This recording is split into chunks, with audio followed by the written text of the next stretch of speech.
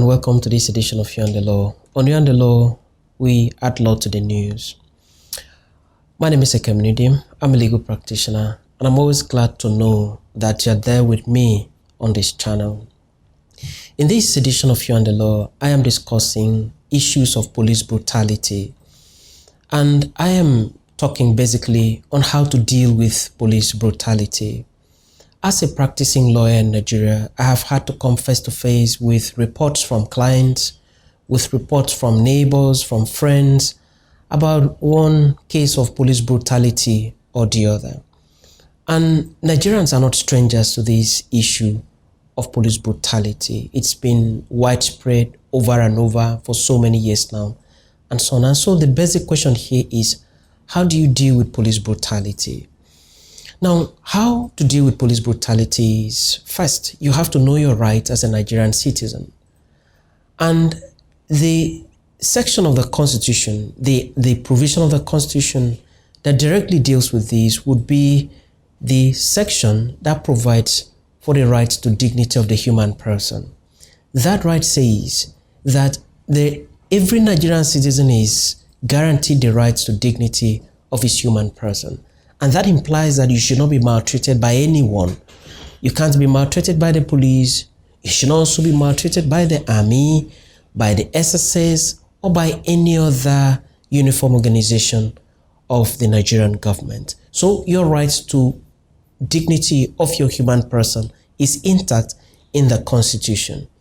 And so, if for any reason, while you are on the road going about your normal business, you have a situation where you are brutalized by any member of the police force, you have a right in law to take an action and then seek the enforcement of that very right of yours. Now, before I proceed, let it be clear that there are many police officers that are well behaved, that are doing a whole lot out there to protect all of us in society. But there are some policemen that have not lived up to the ethics of the profession that they belong, the code of policing. And it is for such people that we have issues of police brutality here and there and so on. So the first thing to do is to be civil about it. You don't need to have that altercation with the police to the extent of exchanging blows. No, because there are provisions of the law for you to take advantage of. So you first of all understand that right, that says that you have that dignity to your human person. And that means the right not to be brutalized by anybody. Now, having done that, the next thing to do is to ensure that you seek that enforcement of your rights. You can go to court and ask the court to make a pronouncement condemning that brutality on you by the police. And that can be done through the fundamental rights enforcement procedure, because the right to dignity of the human person is a fundamental right clearly provided for in the Constitution. And therefore, you have the right to go to court and seek that enforcement. You can also report to the police authorities to ensure that the police officer that dealt these blows on you, that unlawfully dealt these blows on you, is brought to book by the police authorities. Now, don't forget that when you take a matter like this to the court through the fundamental rights enforcement procedure, it is expected that the other side would be heard. And so you must be sure of your facts that you are presenting to the court. Understand the fact that the policeman that brutalized you, is going to be called upon by the court to come and offer his defense. That is a right that belongs to every person that is accused of the commission of one wrong or the other. And so when you accuse a police officer of brutalizing you in Nigeria, note very well that the court would like to hear from him. So he can come to court and deny. But if in the face of his denial, the court is able to deduce that something wrong went on and that wrong was committed by him against you, certainly the court is going to make a pronouncement in your favor. So don't ever, whenever you come across this issue of police brutality, never try to exchange blows with the police, but take the appropriate steps. You go to court.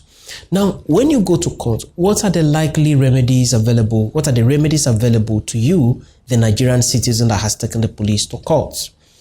The remedy is in the payment of damages.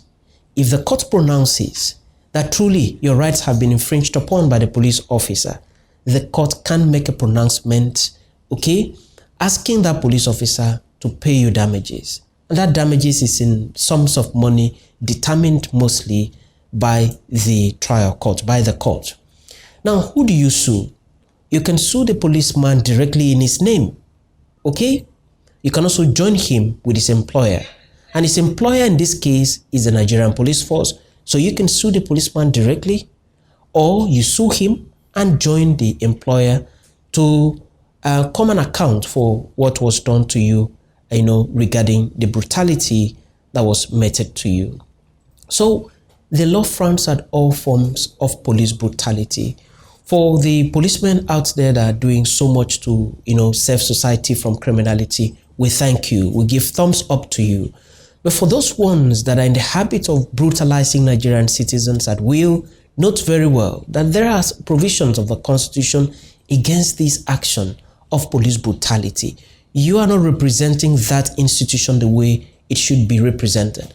And so to any Nigerian citizen who suffers police brutality, there are remedies for you in the court of law. Get your facts right and then take this matter to the court for the court to adjudicate on it and then give the appropriate remedy to you in accordance with the laws of the Federal Republic of Nigeria. Again, for the policemen that are doing wonderfully well, thumbs up to you. Continue to do what you're doing. But for those ones that are not doing the things they should do, there is need for you to turn a new leaf because there are legal provisions in law that can be used against you.